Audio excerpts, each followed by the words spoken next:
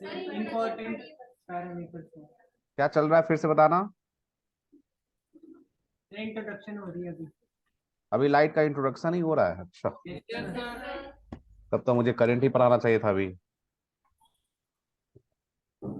चलो कोई बात नहीं, मैं स्टार्ट कर। रिफ्लेक्शन ऑफ लाइट, तुमने 10th क्लास में भी पढ़ा होगा reflection of light. Concave mirror, convex mirror, yes sir. है ना, और एक प्लेन मिरर। तो लॉ रिफ्लेक्शन, एक होता है रिफ्लेक्शन ऑफ लाइट, एक होता है रिफ्रैक्शन ऑफ लाइट। दोनों में क्या डिफरेंस है?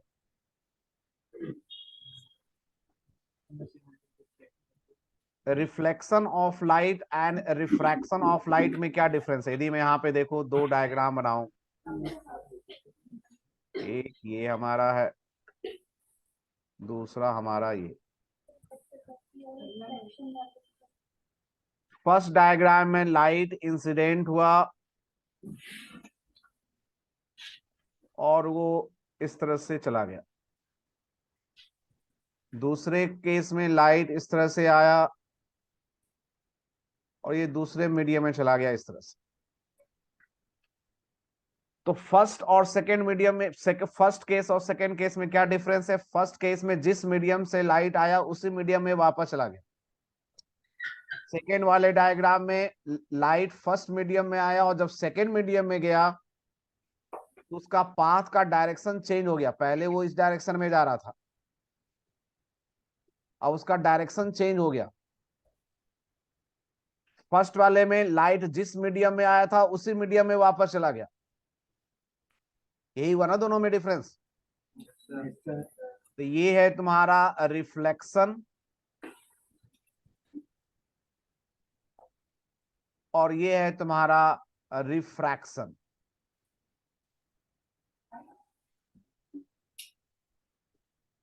ठीक है। फर्स्ट केस है रिफ्लेक्शन। तो रिफ्लेक्शन का मीनिंग क्या है? कि जब लाइट किसी सरफेस पे इंसिडेंट हुआ तो उसी मीडियम में वापस चला गया, बाउंस बैक कर गया, that is called reflection of light. और दूसरा है रिफ्रैक्शन। रिफ्रैक्शन का मीनिंग क्या है? कि जब लाइट एक मीडियम से, ये फर्स्ट मीडियम, ये सेकेंड मीडियम, तो जब एक मीडियम से दूसरे मीडियम में जाएगा तो उसका जो डायरेक्शन ऑफ पाथ है वो चेंज हो जाता है। इसे बोलते हैं रिफ्रैक्शन ऑफ लाइट। क्यों चेंज होता है, किस डायरेक्शन में चेंज होगा, कितना चेंज होगा, वो हम आगे टॉपिक में डिटेल में पढ़ेंगे। तो रिफ्लेक्शन एंड रिफ्रैक्शन। अब इसका एक डेली यूज में देखो तो रिफ्लेक्शन का यूज तुम कहां पे करते हो? तो तुम्हारे घर में मिरर होता है, वहां पे लाइट का रिफ्लेक्शन होता है। और रिफ्रैक्शन का एक बताओ यूज कहां पे करते हो जनरल लाइफ में रिफ्रैक्शन का? बताओ। लेंस में यूज करते हो, जो ग्लास है उसमें लेंस लगा होता है, उसमें लाइट का रिफ्रैक्शन होता है। ठीक है, क्लियर है? Yes sir. तो रिफ्लेक्शन का मतलब है कि लाइट जिस मीडियम में जिस मीडियम से आया उसी मीडियम में बाउंस बैक कर गया। और रिफ्रैक्शन का मीनिंग है कि जब लाइट एक मीडियम से दूसरे मीडियम में जाएगा तो उसका डायरेक्शन ऑफ पाथ चेंज कर जाएगा। तो अब हम पढ़ेंगे रिफ्लेक्शन ऑफ लाइट को डिटेल में।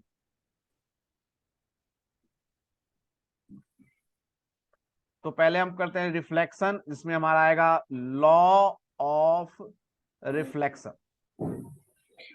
Law of reflection.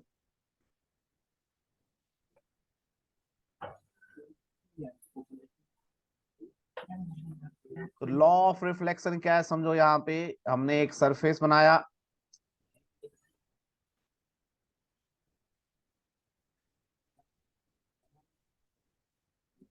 हमने एक सरफेस बनाया, एक यहाँ पे लाइट इंसिडेंट हुआ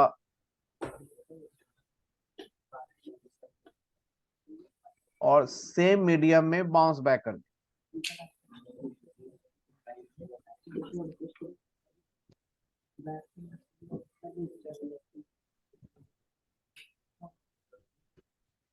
ठीक है।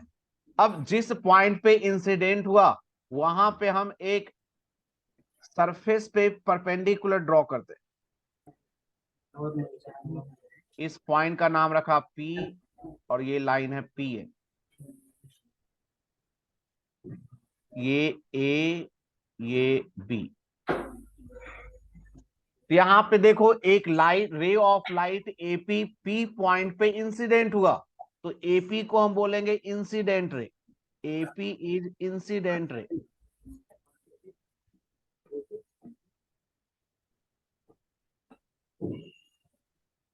पीबी इससे बोलेंगे रिफ्लेक्टेड रे, जो रिफ्लेक्ट हुआ, रिफ्लेक्टेड रे। और पी को बोलते हैं इंसिडेंट पॉइंट, जिस पॉइंट पे लाइट इंसिडेंट हुआ, इंसिडेंट पॉइंट।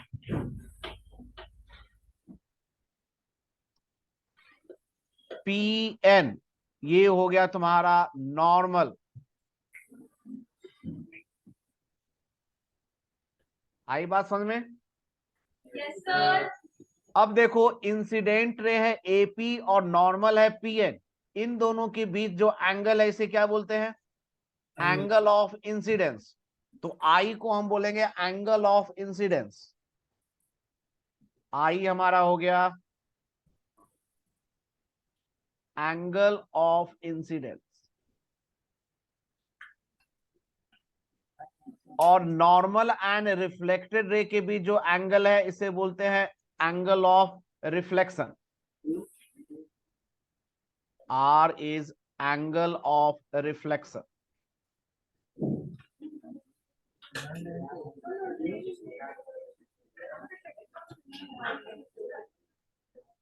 ठीक है, क्लियर? Yes sir. अब यहां पे देखो दो लॉ है। फर्स्ट लॉ कहता है क्या कि जो एंगल ऑफ इंसिडेंस है और angle of reflection means i and r ये दोनों इक्वल होंगे। और सेकेंड लॉ क्या कहता है कि incident ray AP, reflected ray PB और नॉर्मल पीएन तीनों एक ही प्लेन में होगा। Yes sir. ओके, ये जानते हो लॉ पहले से? Yes sir. ओके, तो यहाँ पे नोट कर लेते जरा।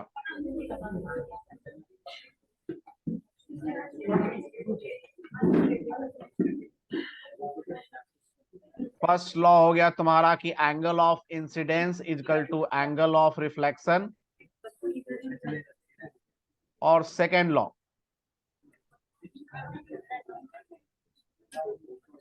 ये हो गया तुम्हारा incident ray AP, reflected ray PB और नॉर्मल पीएन एक ही प्लेन में होंगे, लाई इन सेम। ये मैं शॉर्टकट में लिखा दिया क्योंकि तुम जानते हो इसके बारे में। Yes sir. ठीक है, क्लियर? अब देखो यहाँ पे हम लाइट का रिफ्लेक्शन कराएंगे प्लेन सरफेस से, तो क्या होगा वो देखना है। तो रिफ्लेक्शन ऑफ लाइट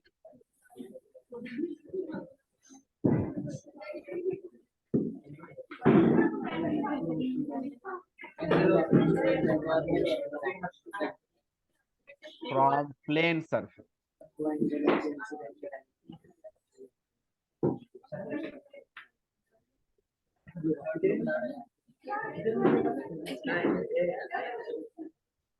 तो यहाँ पे फर्स्ट पॉइंट समझोगे। अब जब तुम्हारा एक प्लेन मिरर है, जैसे यहाँ पे हमने एक प्लेन मिरर इस तरह से बनाया,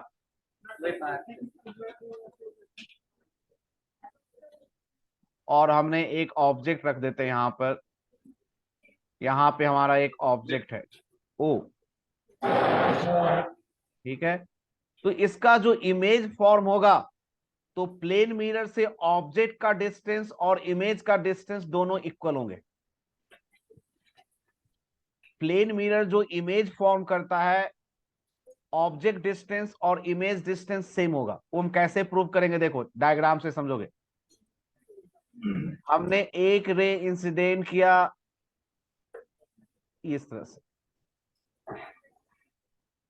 मिरर पे परपेंडिकुलर, तो यहां पे एंगल ऑफ इंसिडेंस कितना होगा, क्या कौन बताए बोलो क्या होगा? एक लाइट हमने इंसिडेंट किया है मिरर पे परपेंडिकुलर, तो एंगल ऑफ इंसिडेंस का वैल्यू क्या होगा? 90 डिग्री होगा। एंगल ऑफ इंसिडेंस किसके किसके बीच का एंगल होता है? रे और नॉर्मल के बीच का एंगल होता है, ये होता है ना हमारा। Yes sir. तो यहाँ पे ये रे है और नॉर्मल यदि ड्रॉ करोगे तो नॉर्मल भी तो यही लाइन होगा, तो दोनों के बीच एंगल कितना हो गया? दोनों सेम लाइन हो गया, तो एंगल हो गया 0 डिग्री। जब रे सरफेस पे परपेंडिकुलर इंसिडेंट हो तो एंगल ऑफ इंसिडेंस 0 डिग्री होगा, और जब एंगल ऑफ इंसिडेंस 0 डिग्री है तो एंगल ऑफ रिफ्लेक्शन भी 0 डिग्री होगा, तो सेम पाथ से वापस चला जाएगा। क्या ये बात समझ में आया? और एक दूसरा रे हम इस तरह से इंसिडेंट करें यहाँ पे, तो यहाँ पे नॉर्मल ड्रॉ करोगे तो इस तरह से नॉर्मल बनेगा, तो लाइट रिफ्लेक्ट करेगा इस तरह से। आई बात समझ में?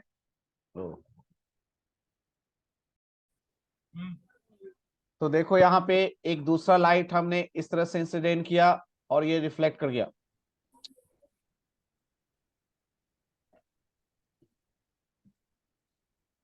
एक हमने इंसिडेंट किया था पॉइंट P1 पे, दूसरा इंसिडेंट किया P2। तो यहाँ पे ये एंगल ऑफ इंसिडेंस और ये एंगल ऑफ रिफ्लेक्शन दोनों इक्वल,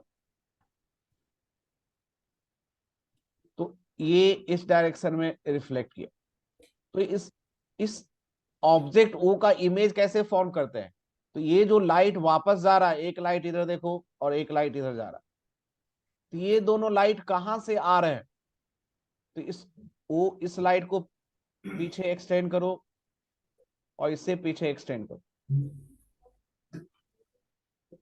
ये डायग्राम हमने उतना ठीक से बनाया नहीं, तो ये दोनों इस पॉइंट पे कट किया, तो ये जो रिफ्लेक्टेड लाइट है वो लगेगा कि कोई पर्सन यदि इसको यहां से देख रहा है, देखो यदि कोई पर्सन इसे यहां से देख रहा है, उसकी आई यहाँ पे, ये हमने आई बनाया,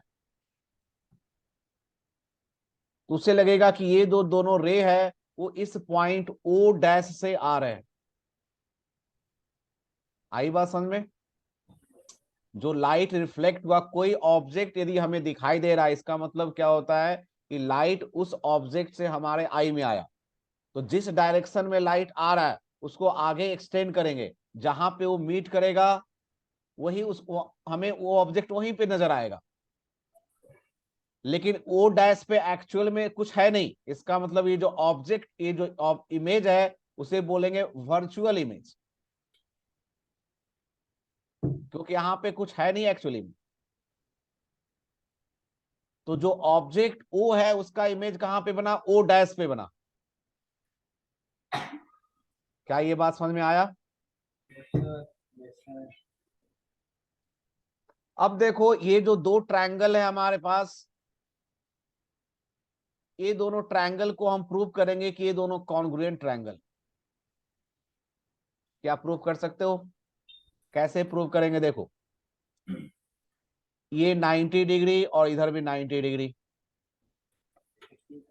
P1 P2 दोनों में कॉमन है कॉमन। और देखो ये एंगल ऑफ इंसिडेंस थीटा, तो ये एंगल ऑफ भी थीटा, और ये थीटा है तो ऑल्टरनेट एंगल से ये थीटा होगा, और ये थीटा है तो कॉरस्पॉन्डिंग एंगल से ये थीटा होगा। तो दोनों ट्रायंगल में देखो थीटा थीटा दो एंगल इक्वल, 90 90 इक्वल, और एक साइड P1 P2 इक्वल, तो AAS से ये दोनों ट्रायंगल कॉन्ग्रुएंट हो गए।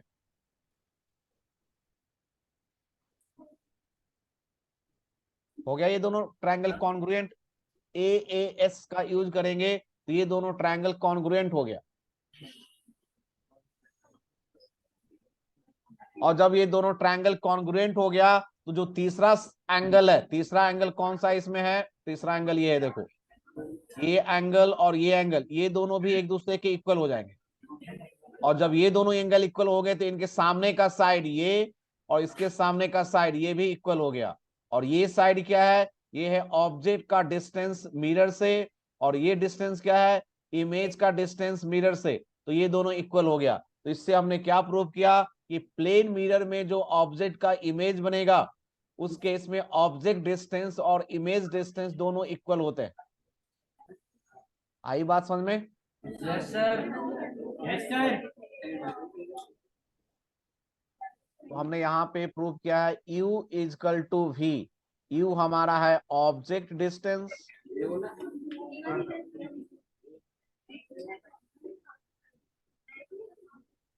और v है इमेज डिस्टेंस।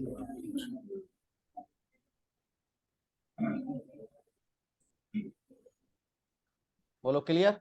Yes sir. तो प्लेन मिरर में ऑब्जेक्ट डिस्टेंस और इमेज डिस्टेंस इक्वल होगा।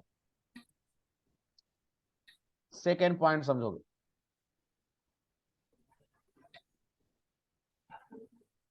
हमने यहां पे एक फिर से प्लेन मिरर बनाया इस तरह से,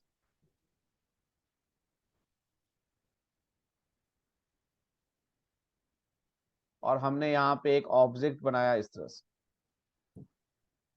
ये ऑब्जेक्ट है, इसका नाम है ए और ये है बी। तो इसका इमेज कैसे बनाएंगे? तो अभी मैंने बताया कि ऑब्जेक्ट डिस्टेंस और इमेज डिस्टेंस सेम होता है, तो ए क्या इमेज कहां पे बनेगा, तो ये ऑब्जेक्ट डिस्टेंस हुआ, उतना ही डिस्टेंस पीछे बनेगा। ये हो गया ए का इमेज ए डैश। उसी तरह से बी के लिए ये हो गया ऑब्जेक्ट डिस्टेंस, ये हो गया इमेज डिस्टेंस, ये हो गया बी डैश। तो इसका इमेज क्या बना, इसका इमेज बना हमारा ये।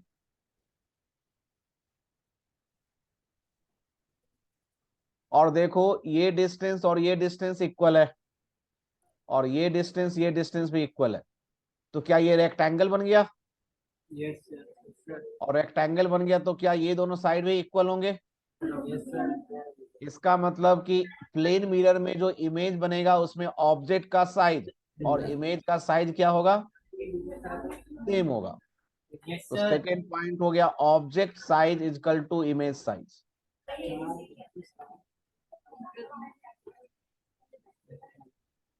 Is equal to image size.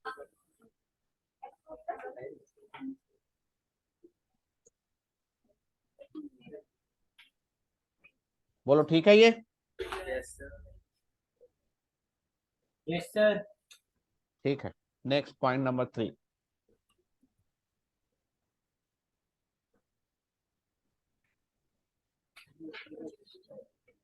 यहां पे फिर से हमने एक मिरर बनाया इस तरह से,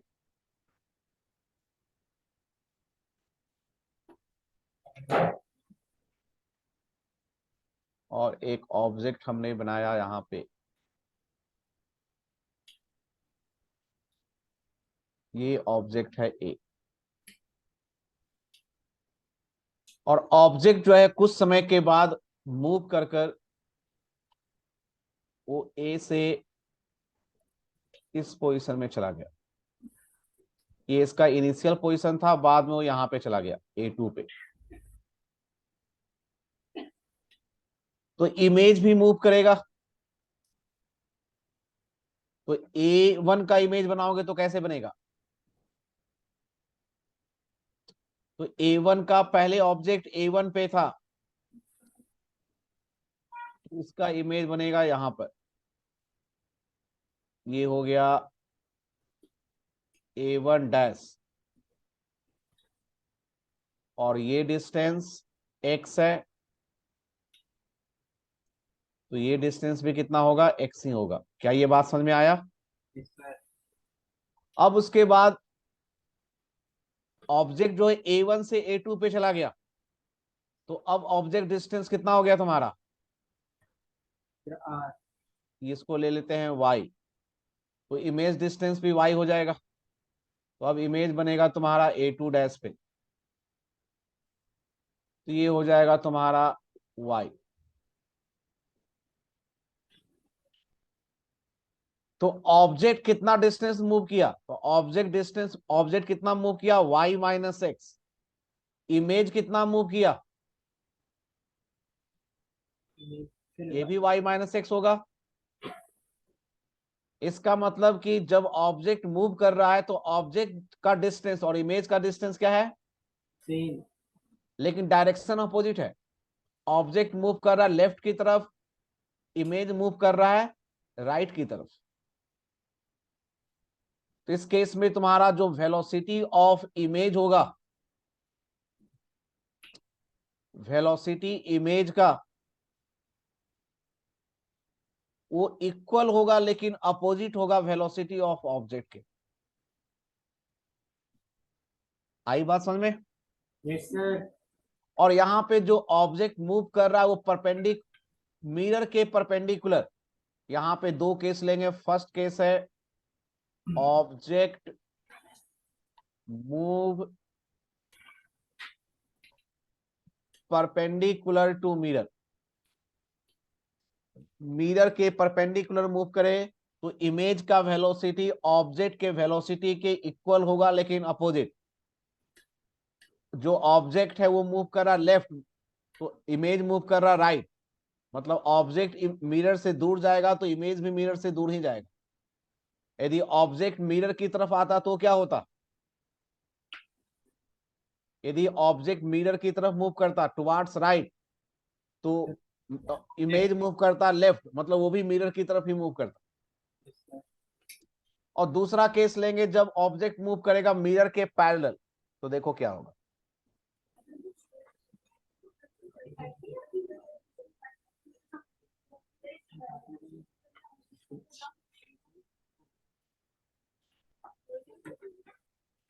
when object move parallel to surface, when object move parallel to surface, तो यहां पे भी हमने एक मिरर बनाया।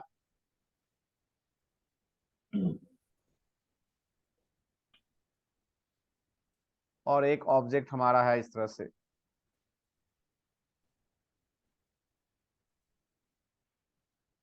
यहां पे जो ऑब्जेक्ट मूव किया वो इस तरह से मूव किया, ये A1 था, मिरर के पैरेलल वो इस तरह से मूव कर, वो A1 से चला गया A2 पे, वो इस तरह से मूव किया, मिरर के पैरेलल मूव कर रहा।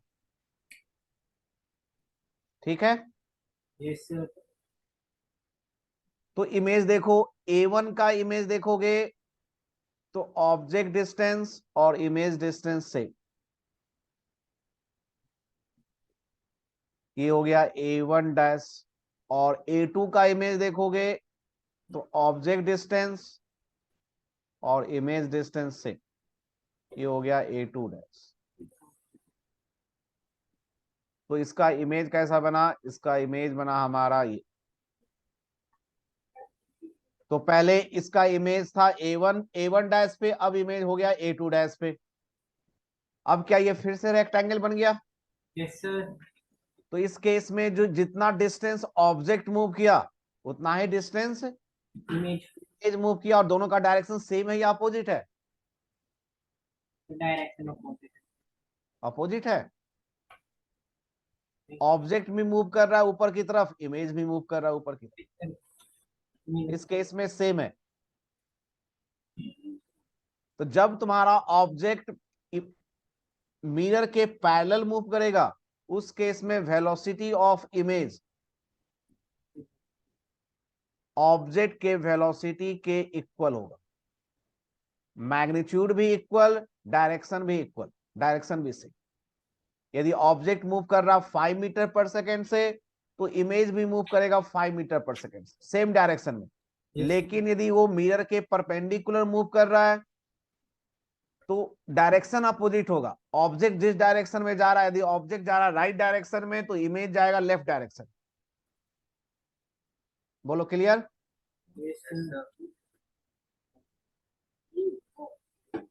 नेक्स्ट पॉइंट नंबर 4 हो जाएगा, क्या होगा 4। इसमें हम मिरर को मूव कराएंगे। When mirror move,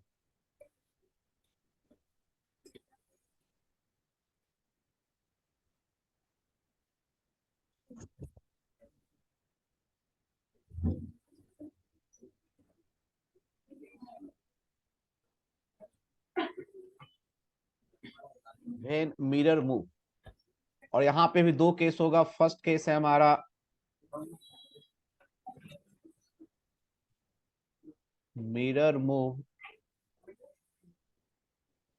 perpendicular to itself.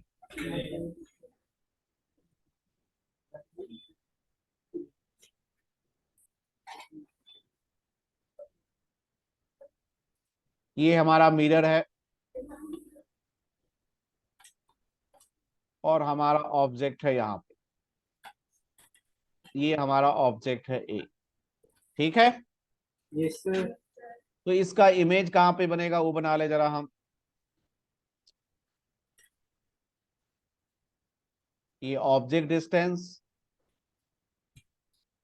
और ये रहा हमारा इमेज डिस्टेंस, ये हो गया ए डैश। और वैल्यू हम ले लेते हैं सेम। ऑब्जेक्ट डिस्टेंस और इमेज डिस्टेंस सेम होता है ना हमारा, यस सर। तो ये डिस्टेंस हो गया x, तो ये डिस्टेंस भी हो गया x। अब देखो क्या होगा, जो मिरर है ना वो खुद मूव कर रहा है, तो मिरर अब यहां से यहां पे आ गया।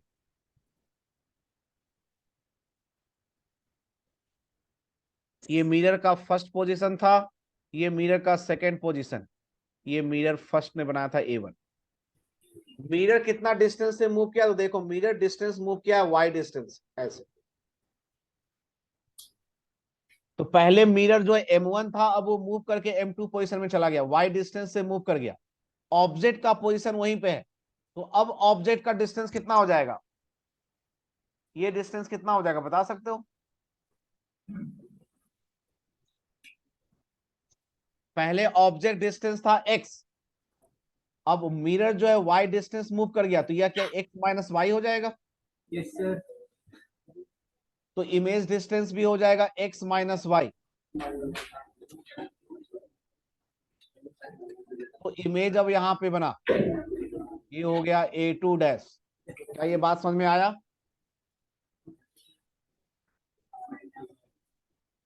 क्या ये बात समझ में आया तुम्हें।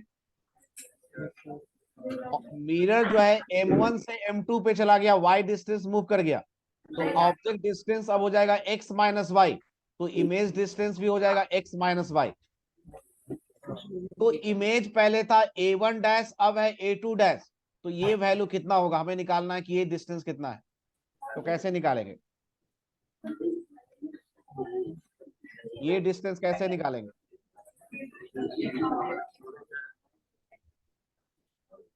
हमें ये डिस्टेंस निकालना, ये डिस्टेंस है, पहले इमेज था A1 डैश पे, अब इमेज बन गया A2 डैश पे। अरे देखो यहाँ पे हम क्या बता रहे थे कि जो मिरर है उसका इनिशियल पोजीशन था M1, ऑब्जेक्ट A, तो उसका इमेज बना A1 डैश पे, object distance x, image distance भी x। उसके बाद जो मिरर है वो M1 पोजीशन से y डिस्टेंस मूव करके M2 पोजीशन पे आ गया, तो ऑब्जेक्ट डिस्टेंस हो गया x माइनस वाई, तो अब इमेज डिस्टेंस हो जाएगा x माइनस वाई, इमेज बनेगा A2 डैश पे। तो इमेज पहले था A1 डैश पे, बाद में हो गया A2 डैश पे, तो इमेज कितना मूव किया, तो कैसे निकालेंगे। तो हम क्या करेंगे जरा ध्यान से देखना, नीचे मैं एक लाइन ड्रॉ कर रहा हूं, मैं इस पूरे डिस्टेंस में से इस डिस्टेंस को सब्ट्रैक्ट कर लूं, तो क्या हमें मिल जाएगा ये A1 A2 डैश।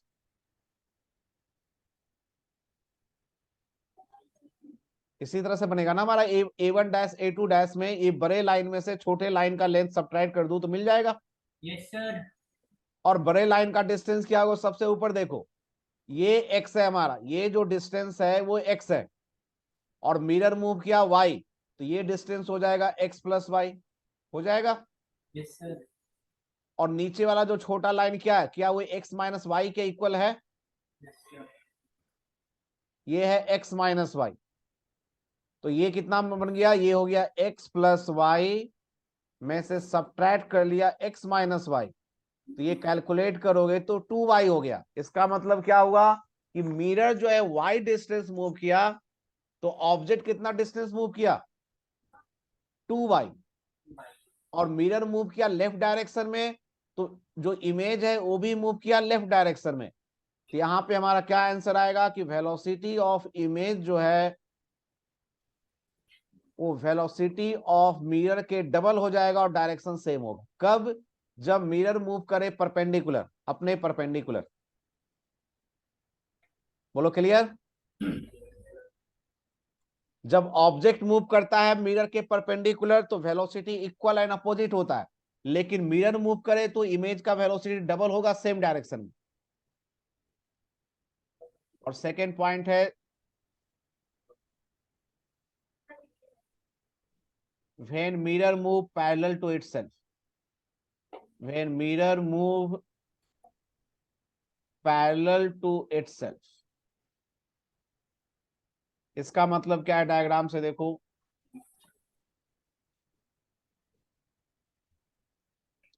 हमारा ये मिरर है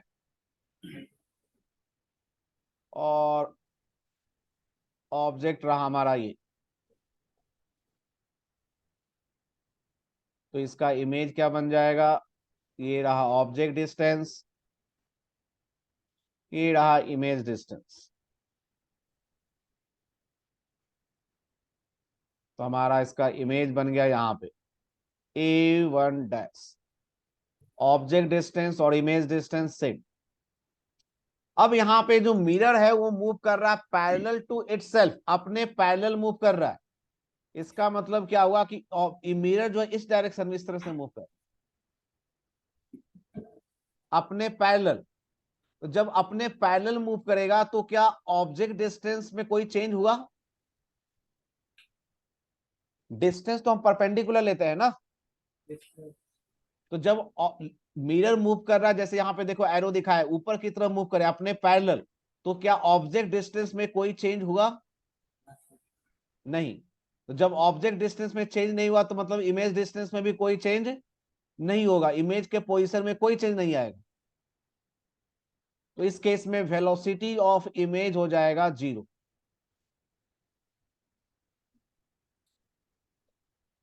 इसको मैं एक चीज और समझाता हूं। मैं यहां पे देखो जरा नोट करके कि एक हमारा इस तरह से मिरर है और एक मैंने ऑब्जेक्ट रख दिया यहां पर, एक ऑब्जेक्ट रख दिया और इसका इमेज फॉर्म हुआ, तुम्हारा ये ऑब्जेक्ट हो गया, तो इसका इमेज यहां पे फॉर्म हुआ A डैश। ठीक है? Yes, sir. अब यहां पे जरा ध्यान से सोचोगे,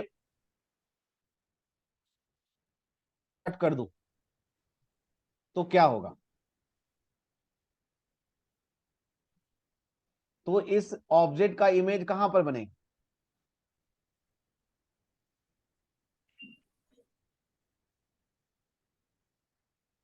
या मैं मिरर से नीचे यहां से कट ना करूं, चलो मैं इसको ऊपर से कट कर दूं ऐसे, तो क्या कोई फर्क पड़ता है इसको?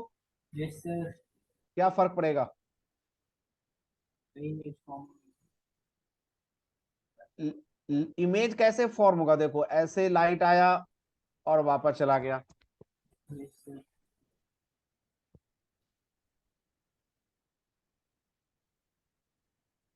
लाइट इस तरह से आएगा तो रिफ्लेक्ट करेगा,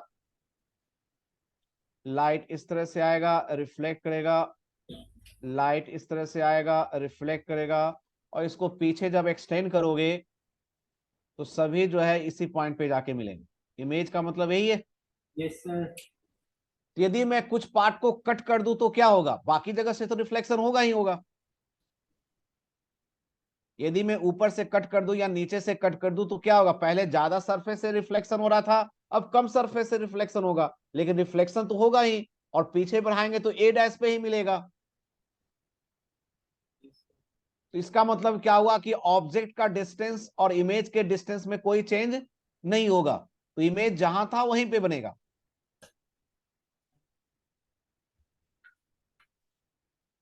यदि तुम्हारे घर में एक बड़ा मिरर हो, एक छोटा मिरर हो, तो तुम जहां पे खड़े हो तुम देखोगे मिरर कोई बड़ा मिरर हो या छोटा मिरर हो, ठीक है, तुम्हें इमेज उस सेम डिस्टेंस पे नजर आएगा। चेंज कहां पे होगा, अब मैं बता रहा हूं चेंज होगा क्या। चेंज ये होगा कि पहले ज्यादा सरफेस से रिफ्लेक्ट लाइट कर रहा था, तो जो इमेज बनेगा उसकी ब्राइटनेस ज्यादा हो गई क्योंकि ज्यादा लाइट रिफ्लेक्ट कर रहा है। yes sir, अब मिरर को हमने कम कर दिया तो लाइट कम रिफ्लेक्ट हो रहा है, तो उसकी ब्राइटनेस कम हो जाएगी, लेकिन जो इमेज का पोजीशन है वो चेंज नहीं करेगा। बोलो क्लियर? क्या ये पॉइंट क्लियर हुआ? yes sir, तो इसलिए यहां पे मिरर जब परपेंडिकुलर मूव करे अपने, तो ऑब्जेक्ट डिस्टेंस सेम रहेगा, तो इमेज डिस्टेंस भी सेम रहेगा, इमेज मूव नहीं करेगा। ओके, तो ये जो रे लाइट चैप्टर है ये डायग्राम पे ही बनता है। ये इजी चैप्टर भी है और डिफिकल्ट चैप्टर भी है। यदि डायग्राम को हम ठीक से नहीं समझेंगे तो हमारे सारे प्रॉब्लम गलत हो जाएंगे। तो आज मैंने तुम्हें बताया लॉ ऑफ रिफ्लेक्शन क्या है, और प्लेन मिरर से रिफ्लेक्शन हो तो इमेज कैसे बनेगा। ठीक है, क्लियर? yes sir, ठीक है, नेक्स्ट क्लास में करेंगे हम rest. thank you sir. Okay, sir. Thank you.